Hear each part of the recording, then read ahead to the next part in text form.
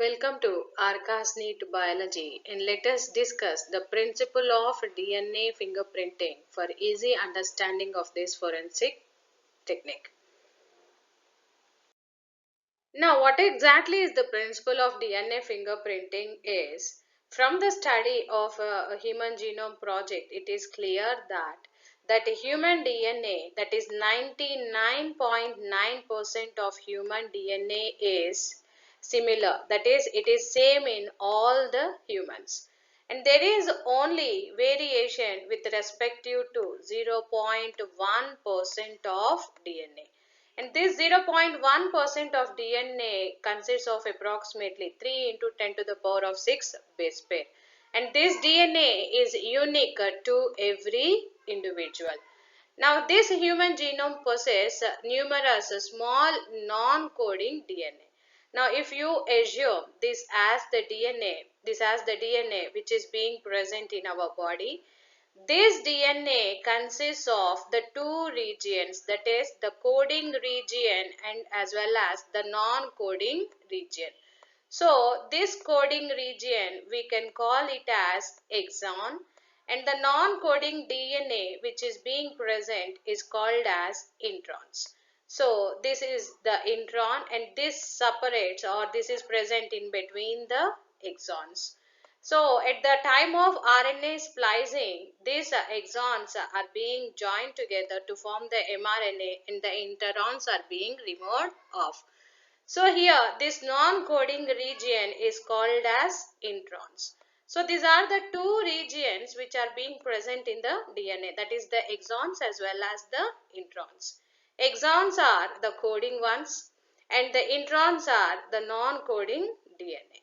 So this non-coding DNA consists of repetitive sequence. The non-coding DNA consists of repetitive sequence. And this repetitive sequence are being existing in tandem repeats.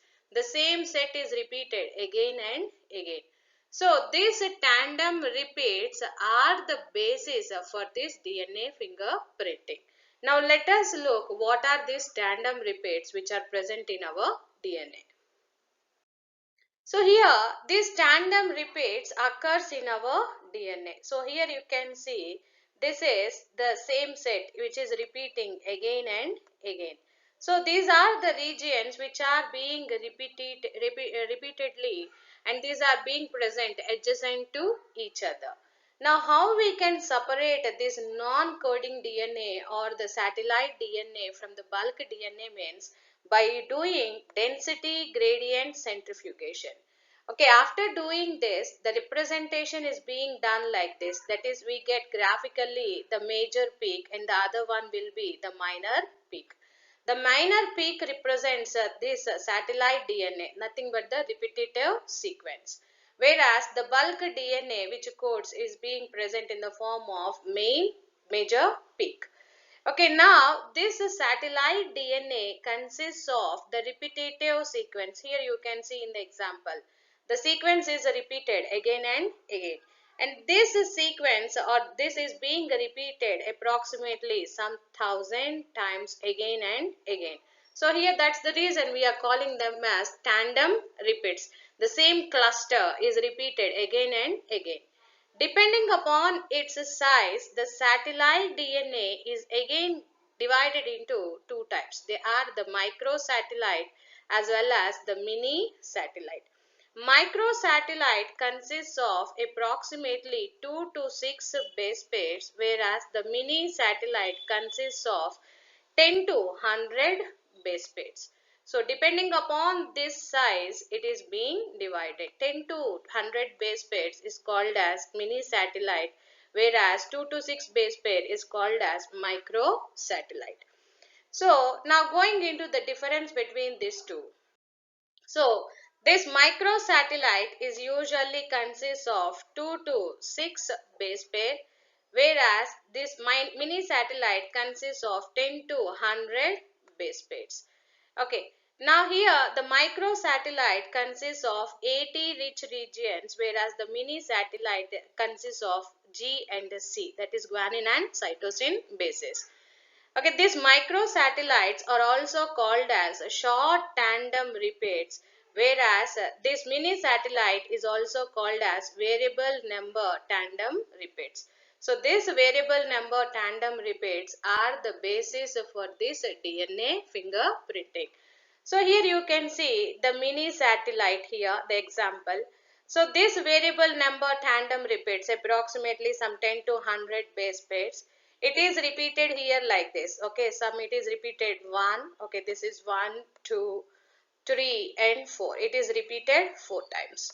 So in the same way, the microsatellite, it consists of only 2 to 6 base pairs. And here you can see this is the short fragment, okay, short repeat, and this is repeated some 8 times here. Okay, or it is repeated many times, okay, approximately some 20 times. So this satellite DNA exhibit a high degree of polymorphism. Here you can see, okay, this is the SNP or the satellite DNA from the person 1. Okay, this is from the person 2 and this is from the person 3. Here you can see the single nucleotide polymorphism. This is the same cluster, and at this cluster there is the variation. Okay, at a single nucleotide, but here we are having 8. A. So again, if you see the short tandem repeats, that is the STRs, which we can see in this microsatellite. Here the 3 bases like CTA or CAT, cat, they are like that. The set is being repeated again and again. Here it is repeated 5 times and here it is repeated 6 times. And again here it is 7 times. So here no two individuals are having the same set of tandem repeats or satellite DNA. This is the principle and this is the uniqueness of each and every person. Okay, this will be same only in the homozygous twins. Other than that, no two individuals will have the same type of satellite DNA. That is the single nucleotide polymorphism, that is variable number tandem repeats or the short tandem repeats are not same in any two individuals. And this inheritance 50% is from the mother and other 50% is from the father. Okay, so this is the basis for DNA fingerprinting. Now here from the crime scene, when we isolate any part of the DNA and if we examine this short tandem repeats or satellite DNA, okay, so this is the victim and this is the suspect 1 and 2. These are the samples which we get from the crime scene.